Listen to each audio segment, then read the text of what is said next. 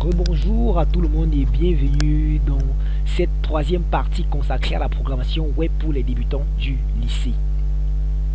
Alors dans les parties précédentes, à savoir dans le chapitre 1 et le chapitre 2, on a commencé par voir une introduction générale suivie par la notion, par une petite introduction aux pages web. Alors cette troisième vidéo, autrement dit ce troisième chapitre, va concerner uniquement la notion de balise en HTML. Autrement dit, c'est quoi une balise concrètement lorsqu'on fait de la programmation en HTML? En quoi est-ce que ces balises vont nous être utiles pour pouvoir réaliser dans nos sites web ou encore pouvoir créer nos différentes pages web? Alors, je vais donc revenir sur notre présentation comme d'habitude. On va en utilisant toujours le PowerPoint pour un peu captiver la présentation. Pour cette vidéo, comme dans le chapitre précédent, il existe aussi un ensemble de compétences. Autrement dit, à la fin de cette leçon, quelles sont les informations que vous êtes censé avoir maîtrisées pour pouvoir dit oui, j'ai fini la vidéo sur les balises en HTML. J'ai fini la vidéo sur les balises en HTML. La première donc compétence pour cette leçon concerne uniquement quoi? L'utilisation des balises de mise en forme de texte. Alors lorsqu'on parle de balises de mise en forme du texte, c'est tout simplement comme vous avez eu à faire dans le formatage du texte avec Microsoft Office Word. On vous a appris à mettre un texte en gras, à le souligner, à mettre en italique, ainsi de suite, à augmenter la taille, à augmenter par exemple, changer la couleur.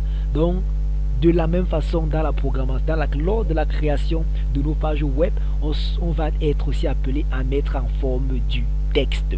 La deuxième compétence concerne ici l'utilisation des balises pour l'insertion des liens hypertextes. Alors rappelez-vous, ce n'est plus un mot nouveau pour nous, lien hypertexte. On a vu dans la définition de quoi? De page web qui était un ensemble de sites web qui était un ensemble de pages web liées entre elles par des liens hypertextes.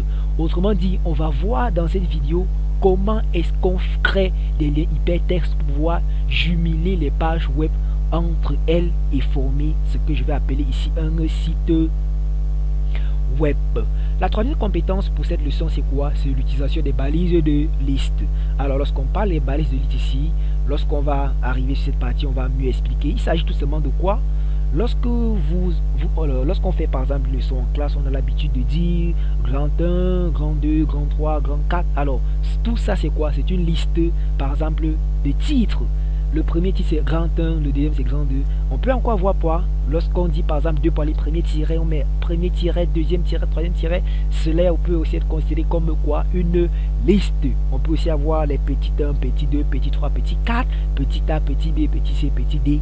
On va donc voir dans cette vidéo comment réaliser ces éléments avec du HTML. Alors en grand temps, on va commencer par la première compétence qui n'est rien d'autre que la mise en forme du texte dans une page web. Alors, ça vaut la peine quand même de rappeler, puisqu'on a expliqué dans les compétences, formater un texte signifie quoi? Le mettre en forme, naturellement, comme dans le formatage de texte avec les logiciels de traitement de texte. En d'autres termes, il s'agit d'enrichir ce dernier en lui appliquant une apparence et un style donné.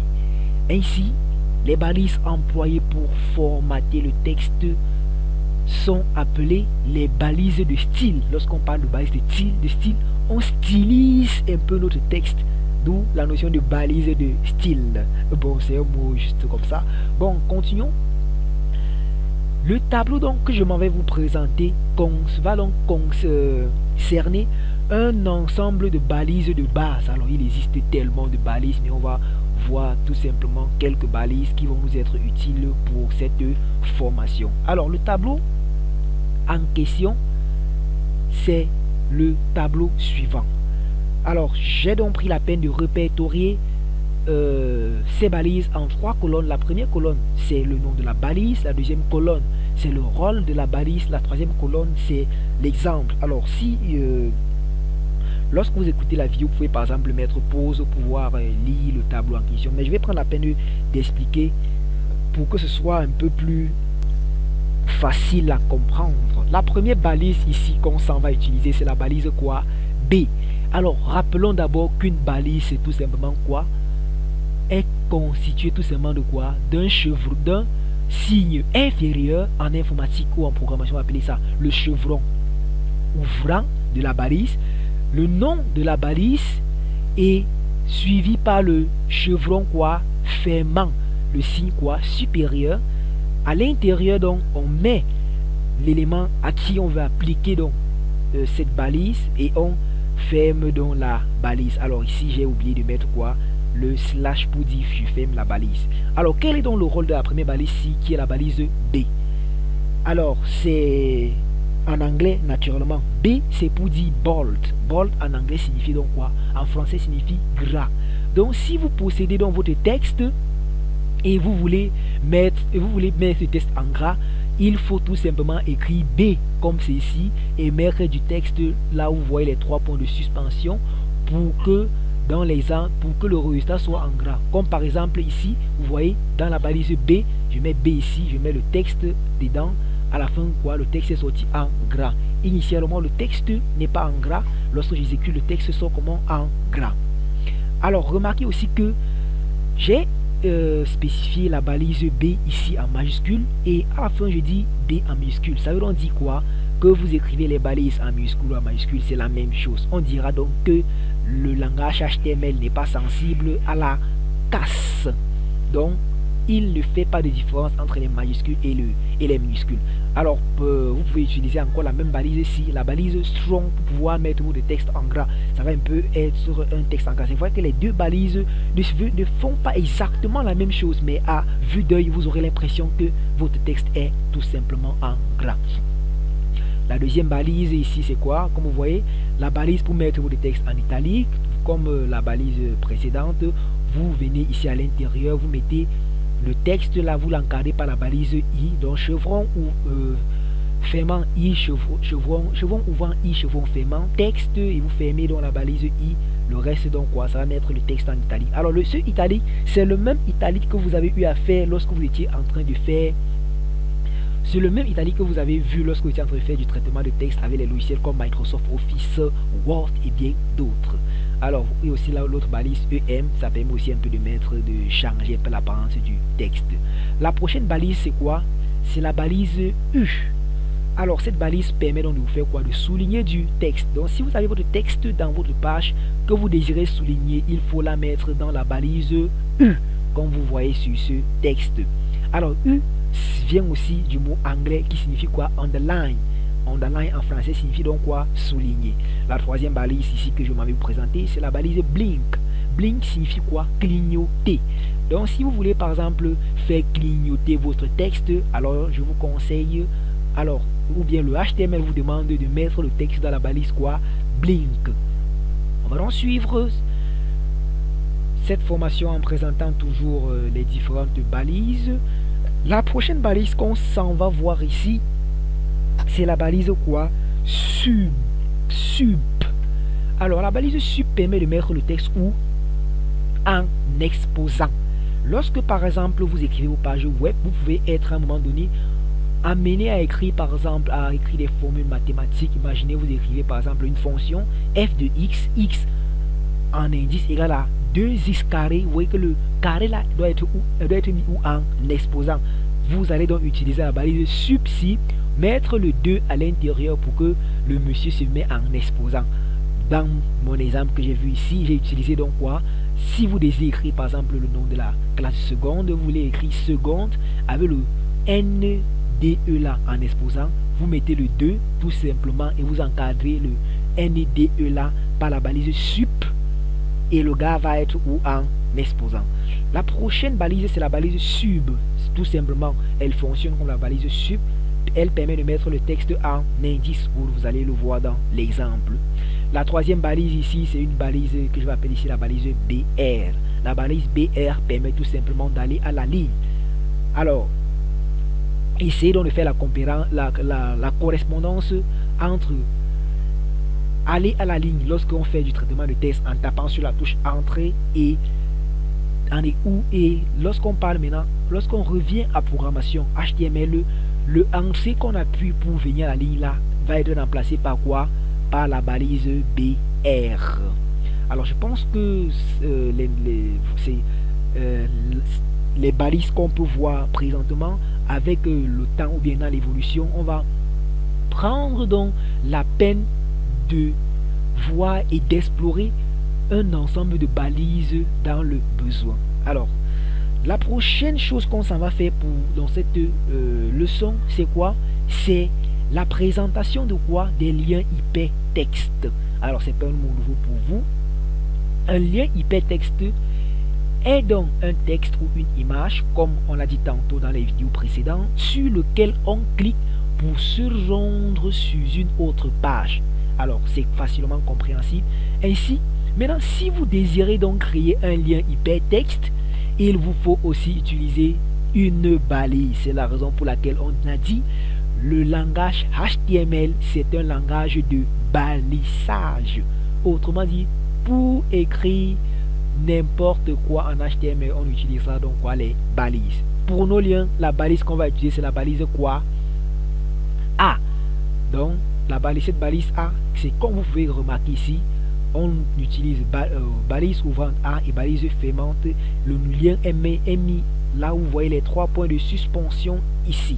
Alors maintenant la balise A possède plusieurs informations qu'on va appeler ici les attributs de la balise. Alors on va voir ce concept lorsqu'on serait un peu avancé, lorsqu'on serait un peu au niveau de la classe de première, où on va faire un peu de la création par exemple des formulaires. Alors pour cette balise A, elle possède un élément qu'on va appeler ici là l'attribut. Et l'attribut là c'est quoi? href. Alors le href cela permet de faire quoi pour notre balise A, autrement dit pour notre lien. Comme on a dit tantôt, lorsqu'on parle de lien, on voit un composant qui peut être une image, un bouton ou un texte sur lequel en cliquant on s'en va sur une autre page. Maintenant le autre page en question c'est quoi? C'est l'élément qu'on va venir mettre dans quoi? Dans l'attribut href. Donc si vous mettez par exemple, si nous sommes sur une page que je vais appeler par exemple page 1, n'est-ce pas? Je veux quitter de page 1 à page 2 dans l'attribut href. Si je vais mettre plutôt le nom de quoi? De page 2, de telle en sorte que lorsque je vais cliquer sur le lien, je vais me rediriger vers page 2. Alors ne vous inquiétez pas les amis, on va passer à la pratique, vous allez voir, ça va circuler comme de l'eau de roche. Maintenant, revenons donc voir la syntaxe de la balise en question. Alors pour pouvoir l'écrire, on fait comment? On commence par écrire la balise A comme on l'a vu. Maintenant l'attribut en question est mis dans la balise ouvrante. Comme vous voyez là, A, href égale à adresse URL. Alors l'adresse URL ici c'est quoi? C'est tout simplement le nom de la page web de destination. Le texte qu'on met ici, c'est ce qui va s'afficher lorsqu'on va vouloir cliquer. Donc c'est sur ça qu'on va cliquer pour pouvoir aller dans la page précédente. Alors retenez aussi que la notion URL désigne l'adresse URL de la page vers laquelle on souhaite diriger le visiteur, et texte du lien, le texte qui sera donc affiché pour représenter le lien. Alors donc toujours dans cette vidéo consacrée aux balises en HTML, on va revenir sur la notion de liste. Alors c'est donc quoi une liste? Une liste est un ensemble de données. Ça peut être quoi? Des caractères, des mots, des phrases, des paragraphes, ainsi de suite, énumérés dans un ordre précis ou quelconque. Alors j'ai parlé des listes lorsque je parlais des compétences d'agir, lorsqu'on était dans les compétences de cette leçon.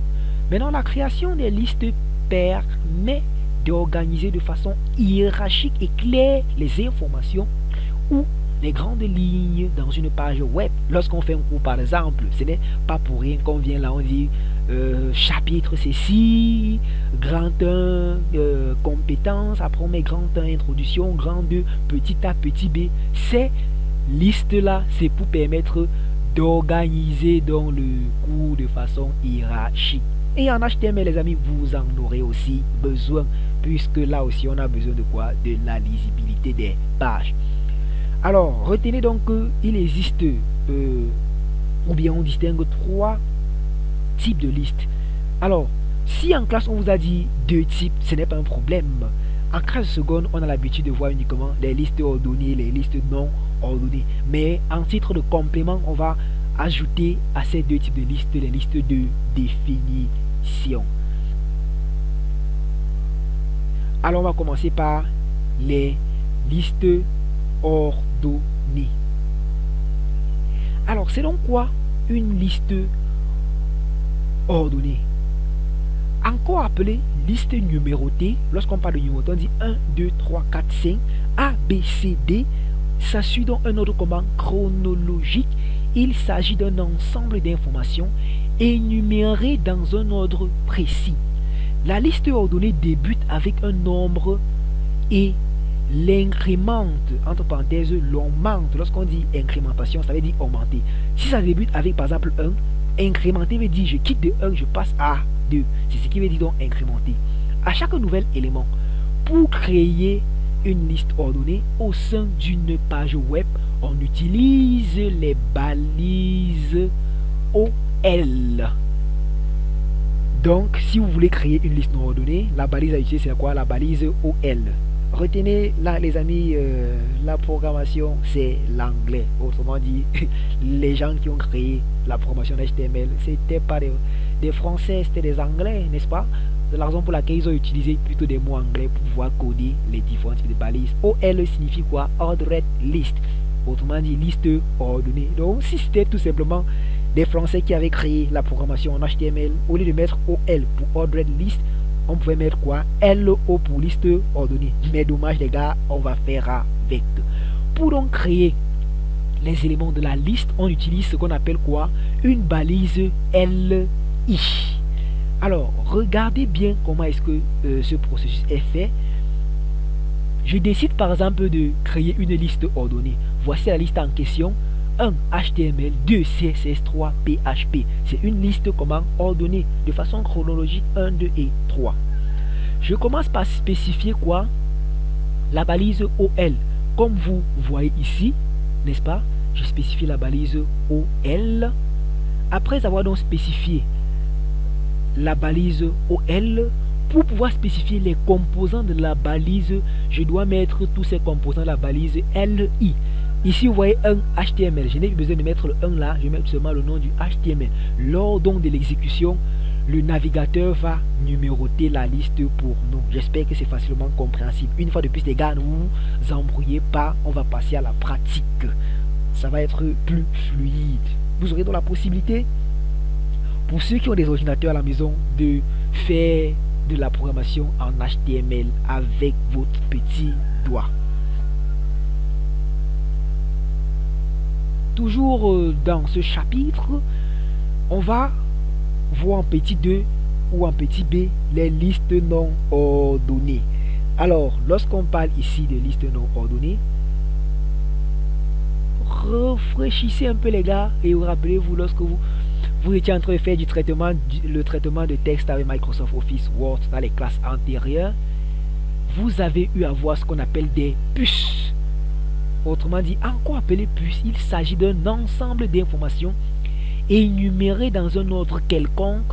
En d'autres termes, l'ordre des informations n'a aucune importance. C'est-à-dire, lorsqu'on parle de puce, je peux décider de lister par exemple mes éléments en utilisant des points, des carrés, des petits rectangles, ça c'est ce qu'on appelle des puces. Maintenant, pour créer dans la liste non ordonnée, on utilise la balise quoi? UL, et comme dans la liste ordonnée, les éléments en question doivent être quoi? Les balises LI. Alors, comme exemple, regardez bien, pour ce cas, on veut donc créer une liste non ordonnée. Toujours dans notre cas, Dans les listes ordonnées, c'était 1, 2, 3, c'était ordonné. Maintenant, comme il s'agit des listes non ordonnées, qu'est-ce qu'on va faire? On va tout simplement remplacer les 1, 2, 3. Ici, on a remplacé par des carrés. Ça pouvait être des petits cercles, ça pouvait être des petits rectangles. Voici donc le code en question. On met la balise UL pour Unordered List. Maintenant, on spécifie les composants dans la balise LI. Les petits carrés, c'est le navigateur qui les instaure à notre place. Tout ce qu'on a spécifié, c'est quoi? C'est la balise UL. Les gars, j'espère que c'est facilement compréhensible. Maintenant, pour la dernière partie donc de ce chapitre, nous allons rapidement voir le troisième type de liste qui n'est rien d'autre que les listes de définition. Alors, les listes de définition servent à fournir une liste de thèmes accompagnée de leur signification. Par exemple, lorsqu'on fait un cours en classe, on parle grand 1 définition. Imaginez, on commence par définir. Première définition, on dit par exemple, c'est quoi un site web? On met site web 2, on donne la définition. Maintenant, pour pouvoir le faire, pour que ce soit un peu plus lisible en HTML, on vous conseille d'utiliser les balises de définition. Comment? Dans la balise DL, vous spécifiez ici le nom du thème à définir, n'est-ce pas? Maintenant, dans la balise DT, vous spécifiez la définition en question. Et maintenant, pour créer les différentes définitions de la liste, on utilise la balise quoi? DD. On recommence. Pour créer donc une liste de définition, on utilise la balise DL. Autrement dit, on met DL ouvrant, DL fermant en bas. Les deux balises qui sont incluses dans la balise DL, c'est la balise DT et DD. Maintenant, dans la balise DT, si je vais décider de définir par exemple site web, je vais venir ici entre la balise DT, je vais mettre ici quoi? Site web. Et dans la balise DD, je vais mettre la définition en question, ensemble de pages web liées entre elles par des liens hypertextes.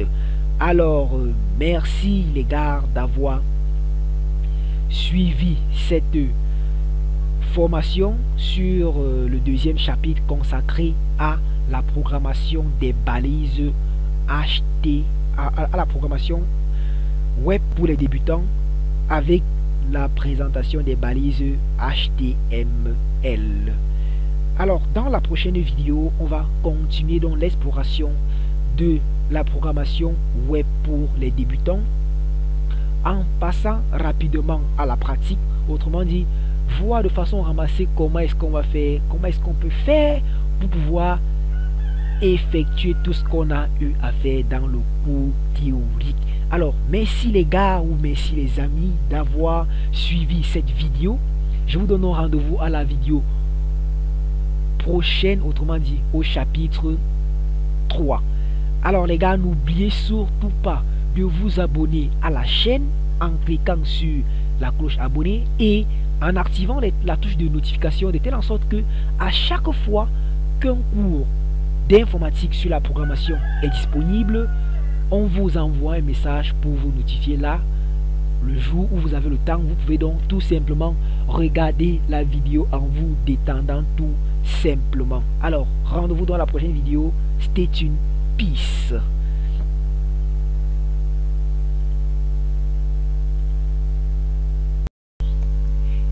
Alors déjà merci à vous de m'avoir suivi tout au long de cette vidéo et n'oubliez surtout pas, si vous êtes nouveau sur la chaîne, commencez premièrement par vous abonner.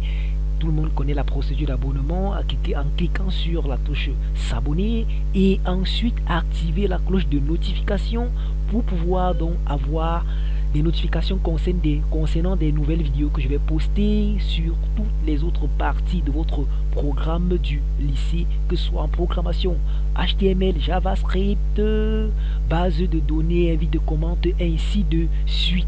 Et les amis, partagez massivement cette vidéo pour pouvoir faire bénéficier vos camarades de ce petit chef-d'œuvre. Alors merci et bonne journée, bonne soirée à tous.